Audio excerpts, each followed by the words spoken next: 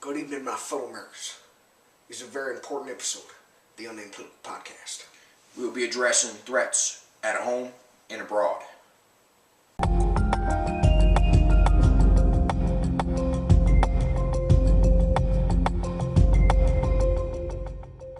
Hello and welcome to the Unnamed Political Podcast. I'm Clark Wolberger. I'm Jack Horvath. And as our intro might have told you, this is the 43rd episode, the George W. Bush episode. And speaking of him, we have his autograph right here. Yeah. Actual. This is an signature. Actual non-auto pen, I hope. 100% real. Based on everything I've done, doesn't seem like auto pen because the emphasis of the marker. But So boom, boom. There's your 43 right there. W. yeah, Monsieur. Wrote him a letter. He mailed me this back. Best wishes. Yeah. All right. I think he's a supporter of the podcast. I think we can. I'm practically his best friend. Yeah. So I'll just put that here gently. Mr. Bush, you're a gosh darn hero. Please, I urge you, I beg you, come on to this podcast. It'll be pretty lit. I mean, what else is there to say? Indeed. You could sit here or under the table, I don't really know. Got your book. We respect you. This side and this side. We got both sides of the book. We got both covers. We can read it from cover to cover. That is unprecedented. Isn't that amazing about America? Yes, it is. All right. That was interesting. Yeah. Right, That was one of our more flavorful intros. Yeah. But we're going to be getting back to the regular news. Yep. All right, let's start with the at-home portion of that. And Donald Trump, as usual, he has been in, we believe, every single episode of the Unnamed Political Podcast, with the exception of our first aired one, which did not cover American politics, ironically. Yeah, that's right. Yes, the original first did, but that's a story for another time, because we have been delaying. That's a lost episode. Yes. Unfortunately, we already are stressed for time in this episode, so I don't know why we're dilly-dallying. Let's get right to the point. Donald Trump continuing to appoint cabinet positions and starting to face severe backlash from members of even his own party. Republicans, many of which, well, I won't say many, but a significant number of Republicans are opposing his desire to appoint Rex Tillerson as Secretary of State, such as John McCain. And there's decent reasons for these never-Trumpers like John McCain and Lindsey Graham, other senators, and congressmen as well, because they feel that Rex Tillerson has a decent amount of connections to Russia. He was awarded by Russia. Yes, yes, and he has significant. He's definitely met Vladimir Putin. There's been meetings between the two. Oh yeah, they're supposed to Vlad giving him the award. I believe it's I apologize if I get it wrong. I'll try to include it down here if I didn't. But the Russian Medal of Freedom. Exactly. The equivalent. Exactly. So I mean that's a little questionable to some senators and some prominent Republican leaders. It would be a major shift in America's foreign policy, which kind of for the past. Since about 1945, has in some varying degrees been at odds with Russia. Correct, and it's certainly a change of pace, especially with including our own president-elect seeming to be embracing Russia, which is up for debate on what your opinion on it is. I'm not going to talk about mine. We can talk about that for a while. This is a podcast. Let's try to get it in quickly. Yeah. Okay. I think it's fine. You think you encourage continued opening relations with Russia? Yeah, for sure. How so? What advantage do you see? Because I feel like if we open up relations with Russia, they win on a huge number of issues right now. They've already been winning in Syria. They guarantee that they win in Crimea. We shouldn't have been in Syria in the first place. And I think Russia's handling it better than we. But they're encouraging. They're supporting a regime that massacres their own people. They're supporting Saddam Light. Right. But the whole deal with if Syria is gone, then the power vacuum issue, which has happened in Iraq and it's happened in Afghanistan to a degree, failed states. The same has already happened in Syria, but it could be under a worse situation. But the benefits I would see with opened relations with Russia is Russia is not the Soviet Union.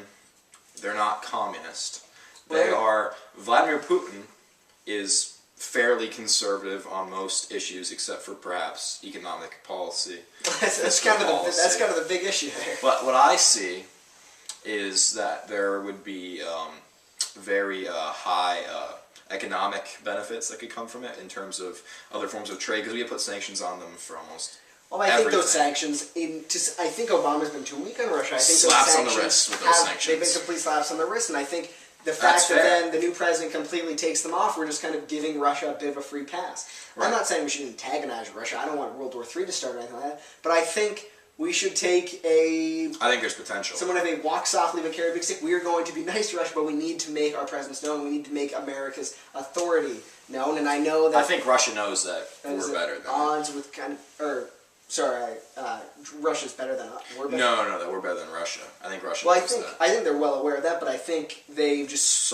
they've known that, but they haven't really been acting like it. Right. They've been hostile towards us. Taking advantage of opportunities, and I think that... Because they know that our administration has been quite lenient. Like, I think Russian accession. I don't think, like, all of a sudden all of our adversaries are going to... We're now going to get a pro-Chinese president, a pro-North Korean. I don't think that's going to... But I do think it sets somewhat of a dangerous precedent. But, granted, I think it's better than Hillary's policy, because she is a #1 drafter of the policy that I feel has resulted in this situation where we do need to some degree to make amends with Russia. Yeah, I mean, I think it could have a positive potential for foreign policy in terms not of the events that have been mentioned, but I think in terms of, the fact that America and Russia aligned would shift the Russian China over to Russian America, which would make us the sort of powerhouse on the globe. That would be positive, but I also feel like Russia's just going to kind of use this as an intermediate between the two powers. Russia's not going to give up on a somewhat lucrative alliance, or not necessarily alliance per se, but aligning with China. Right, and you don't have to. I mean, we trade with China just as much, and actually we trade more with China, I would say. By far, yeah. But to have, in terms of economics, we are quite friendly with China in that regard. Yes. But in terms of foreign policy and actual politics, we are definitely at odds, since they're communist. So I think the Chinese. I think that's fair. I think we see that in Southeast Asia, Trump's being relatively harsh, and not just Southeast Asia, but virtually all of East Asia. I'd say we're seeing he's tweeted against North Korea, saying they're never going to build their nukes. Which is good. China, he's being relatively weirdly inconsistent. I'll say it, he's being a little inconsistent on China. He's being harsh and not harsh. He's going to be tough, but we need to work with him.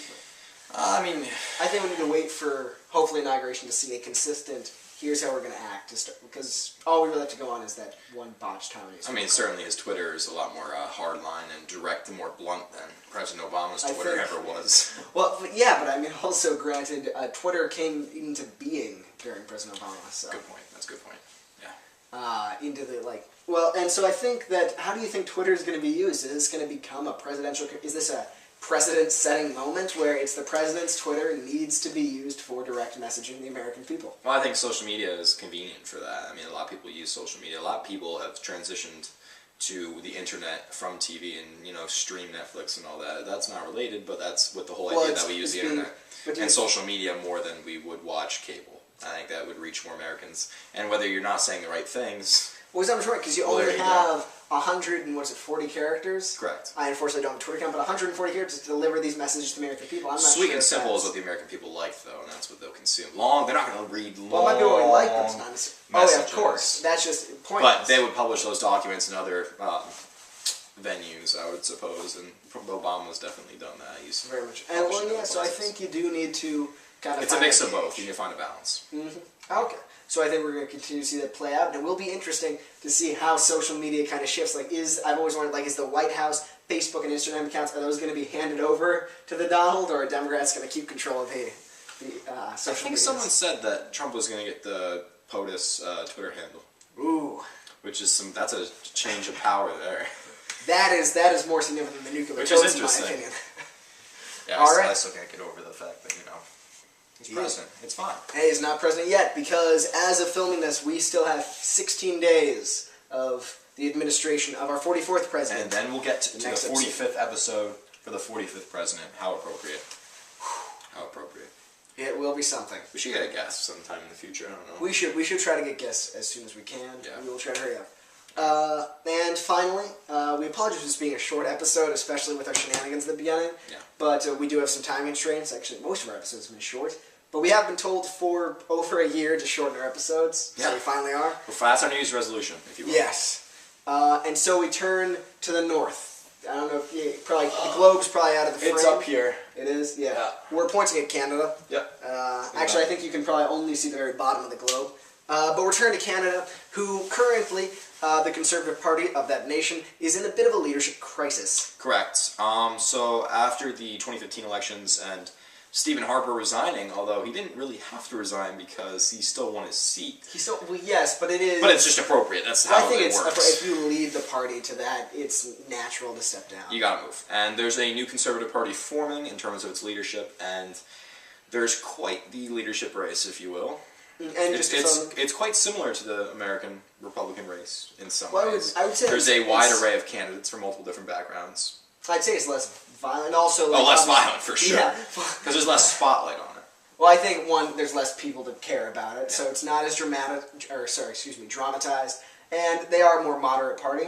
But just for the viewers' sake, in the most recent Canadian federal election, the Conservatives completely got shoved out of power. Got smacked really hard. they got kind of what is happening to Democrats, happened to Democrats on November 8th. A little bit harsher, I'd say, for the Conservative Canucks, but they're coming back, and the person who might be leading them is a bit of a surprising face. Yeah, so I mean, many people watch Shark Tank. Yeah, or in Canada, Dragon's Den. Or Dragon's Den. Yes. So you see, the man is the Mr. Wonderful, I believe he's called on that show. He is? Yeah, he is, on Shark Tank. Yes, I haven't seen Shark Tank. I gotta start watching soon. I sometimes watch it on board, but I mean, it's whatever. So Kevin O'Leary, who's, say whatever you want about him, he's running. He's not running. He's forming an exploratory committee. Prime Minister. For the Conservative leadership. Which I don't know how that works, because he's not like a... He doesn't even have a seat. He's not running for Parliament. So is that... So he would have to... Well, I think he would have to find a place to run. That would be interesting. That would be... Toronto, he would get smacked. Actually, maybe not. Well, if he took Ford Nation. Ford Nation. Yeah. But I spend too much time covering Canadian politics for an American. I mean, I'm not going to say much about it, because I said that Donald Trump would never win. From 2015 until a month before the general election, I started hopping on the train, if you will. But when we were just starting this podcast, we were like, he has no chance. He will not win the nomination. He is not going to come anywhere close to it. And he won. So I'm not going to say anything. I think Kevin O'Leary, I'm just saying the dynamic between the Conservatives and the Liberals is so vast in terms of how hard it's going to be more of an uphill battle than it was with Trump trying to beat Hillary. Because Hillary's a weak candidate. Trudeau is one of the strongest candidates I've ever seen in the Liberal Party. Oh yeah, well, because I think he's young. He's probably it's not like he's at the end. Someone like O'Leary, he's somewhat charismatic, if you will, but I don't think he has as much of a chance. I think what they'll need to appeal to is Trudeau is an inept leader. He shouldn't be in charge. We shouldn't have given him 4 years. Right.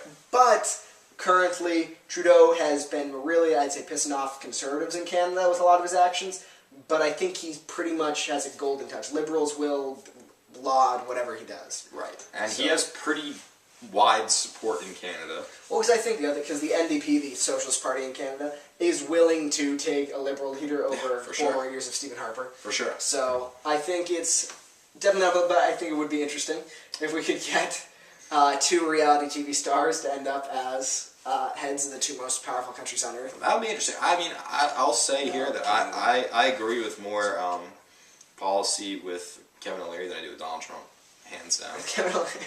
Yeah. Well, I saw he had an interview on Rebel Media.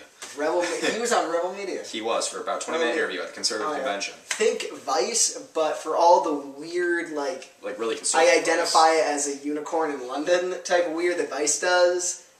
They do hardcore conservatives. Exactly. So I was watching, and I agree definitely with more. He's very fiscally conservative. Oh yeah, well of course. Because he's the exact guy to make his money. Yeah. But I mean, he's pretty socially liberal. He is. Which I'm fine with. Yeah. Oh, okay. Second Amendment. There is no Second Amendment, but he's pro. He's firearm owning, which is whatever you say about that. But I think I would agree with him for more. I don't perfectly agree with him on anything, but with everything, but I definitely agree with him on a few issues. All right. I think that's a good place to leave it off. I think we have an interesting next couple of weeks in front of us. For sure. Yeah, we could be fine. We will be having Trump be president. We'll be fine the odds if we could potentially have Prime Minister O'Leary. All right. That would be interesting. That would be something. All right. Yep. We'll see you next time. I'm Clark Wahlberger. I'm Jack Corvette. See you next time. Adios.